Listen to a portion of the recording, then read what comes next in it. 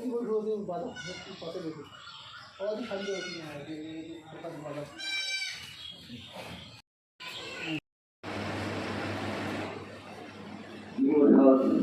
বাজার সঙ্গে আচার্য মন্ডলী ও সাধু সরকার মাতৃমন্ডলী সকলের প্রতি আমার আন্তরিক শুভেচ্ছা অভিনন্দন। ওম শান্তি, ওম শান্তি।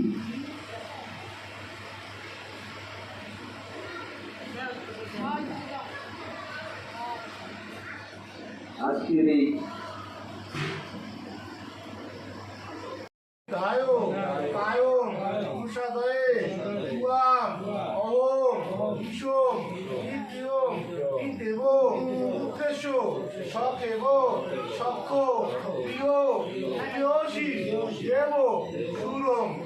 পরমাত্মা দেবতা, তুমি সকল জীবের মূল কারণ, তুমি সর্ব দেবতার দেবতা, তুমি বিশ্বব্যাপিয়া অবস্থান করছো। তোমার ইচ্ছায় এই জগৎ এবং আমরা পরিচালিত হইতেছি। তুমি যাহা করো দয়াল প্রভু, আমরা তাহাই করি। হে ভগবান, পিতা যেমন পুত্রের, সখা যেমন সখার, স্বামী যেমন স্ত্রীর সকল দোষ সহজে ক্ষমা করেন, তদ অনুরূপ তুমি আমাদের সকল অপরাধ ক্ষমা করো। ক্ষমা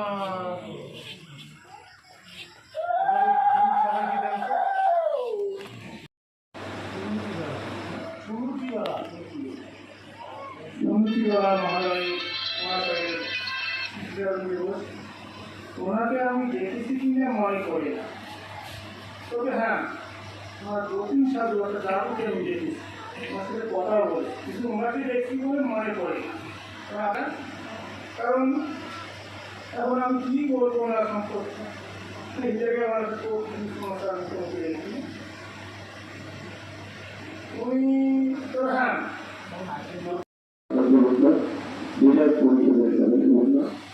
বিভিন্ন ভক্তিমতী মায়েরা সাধু থাকবেন, সকলকে আবারও জানাচ্ছি আন্তরিক শ্রদ্ধা অভিনন্দন।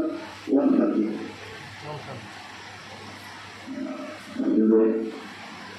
মায়ের গুণ তো বলে শেষ করা যায় না, যে কথাটা না বললে নয়। এখানে অনেকে আছে যেহেতু অনেকদিন এই বিষয়ে আমি সমস্ত ইন্টারমিডিয়েট পরীক্ষা প্রথম দিয়েছি, মাত্র বৃহস্পতিবার ছিল, দুটা পরীক্ষা, সকাল একটা বিকেল একটা। আচার্য মনোনীত করেন সেটি স্বভাবে নাম সহকারে উচ্চারণ একটু পরে শোনাচ্ছেন আমাদের বিগত সমাজের সঙ্গে সম্মানিত সম্পাদক আচার্য রানার রায় মহাশয়। আপনাদেরকে নিয়ে অনুরোধ করছি এটা নামগুলো ঘোষণা করার পর পরবর্তীতে এই অনুষ্ঠানগুলো করা যায় বিভিন্নভাবে। 40তম স্মৃতিচারণ তথা বিশেষ সম্মানস্থানে উপস্থিত সম্মানের সভাপতি মঠের সনাতনী সংঘ, উপস্থিত আমাদের বিভাগ পরিষদ সদস্য, প্রধান শিক্ষক হরিশঙ্কর মহাশয়, উপস্থিত আছেন আমাদের বিখ্যাত মঠের সনাতনী সংঘের উপদেষ্টা পরিষদের সদস্য শ্রদ্ধাভাজন দাদা শ্রী বীরেন্দ্রনাথ অধিদপ্তর মহাশয়, উপস্থিত আজকের এই অনুষ্ঠানে পুরোহিত যাত্রা সম্পাদক আচার্য ভক্তরতন মহাশয় সহ আইন বিষয়ক সম্পাদক শ্রী মনোরঞ্জন মহাশয় এবং সমন্বয়ক মাধবচন্দ্র মহাশয় সহ সকলকে আমার আন্তরিক শ্রদ্ধার অভিনন্দন করছি। ওম শান্তি। তো স্মৃতিচারণ আমরা অনেকেই করছি, আসলে আমাদের সবারই স্মৃতি রেখে যাওয়া দরকার, যে মানুষ হয়ে আমাদেরকে স্মৃতি রেখে যেতে হয়।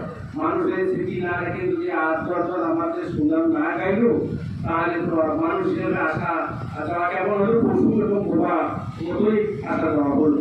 এই জন্যই প্রায় কলকাতা যে একজন ভালো এবং মহিষী নারী ছিলেন তার উজ্জ্বল দৃষ্টান্ত যদি প্রচুর নাম কি ফলে পরিচয় তার উৎকৃষ্ট বল প্রধান শিক্ষক ভূমিকা কয়েক মান করে আছেন কয়বার আছে না 5 মাস এই যে 5 মাস পর অতিবাহিত হতে প্রধান সুনামের সহিত এবং দক্ষতার সহিত আমরা দেখেছি যে তার শিক্ষকতা জীবনে প্রধান শিক্ষকতা জীবনে তিনি একজন শ্রেষ্ঠত্ব অর্জন করেছেন।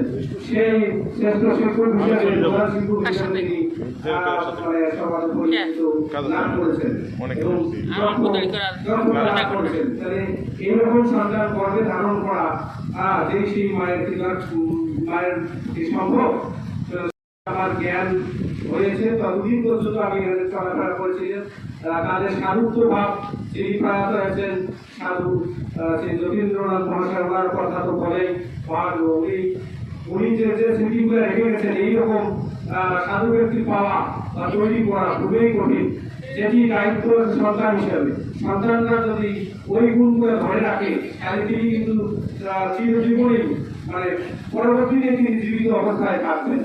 যাই হোক প্রায় সভাপতি আমাদের বিধায়ক সদস্য খলিল বর্ষা যে কথাটি উল্লেখ করেছেন যে আসলে আমাদের সবাই প্রয়োজনে বা সাংগঠনিক প্রসারের লক্ষ্যে বা প্রয়োজন আমরা অনুভব করেছি। সেদিক থেকে আমাদের বিগত মানে গত 15-16 দিন আগে একটা আমাদের মিটিং মার্চ মাসে একটা মিটিং হয়েছে। তো সেইখানে আমাদের আচার্য নিয়োগের একটা প্রসঙ্গ চলে এসেছে। সবাই মতামত দিয়েছে যে আমাদের আচার্য প্রয়োজন। সেই প্রয়োজনের তাগিদে আমাদের 4 জনকে মনোনীত করা হয়েছে। তার মধ্যে আমাদের বিশেষ কারণবশত 3 জনে আমরা মানে আজকে বরণ করার কথা ছিল। তার মধ্যে আমাদের একজনকে সবাই মতামত দিচ্ছে যে বিশেষ দরকার আমাদের যেটা সেটা আগে করি, তারপরে বড় আরাম করে 4 জনকে আমরা শপথ বাক্য পাঠের মধ্য দিয়ে আমরা তাদেরকে আরো সম্মানিত করবো। তো যাই হোক সম্মানিত করবো। তো সেই লক্ষ্যে আমাদের কিছুদিন আগে আমাদের প্রয়াত হয়েছেন আমাদের গীতাপ্রমতে সনাতন সংঘের উপদেষ্টা শ্রদ্ধাভাজন দাদা প্রয়াত শ্রী বিনয় কৃষ্ণ মহাশয় আচার্য বিনয় কৃষ্ণ মহাশয় তারই সুযোগ্য সন্তান প্রথম ছেলে শ্রী বিকাশ চন্দ্র মহাশয়কে আমরা আজকে আচার্য হিসেবে তাকে বরণ করে দিচ্ছি।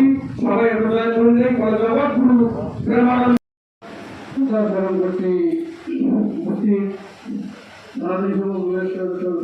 সংঘের উপস্থিত সাধারণ সম্পাদক আচার্য শ্রী জনার্দন মহারাজ কাকু ও দপ্তর সম্পাদক শ্রী আচার্য পদ্মচল বর্মন দাদা ও উপস্থিত বিভিন্ন অঞ্চল থেকে সদস্য মাতৃমন্ডলী সকলে জানছেন হয়তো যে হয়তো আমি আপনার চেষ্টা করবো যদি আপনাদের একান্ত সহযোগিতা একান্ত দরকার।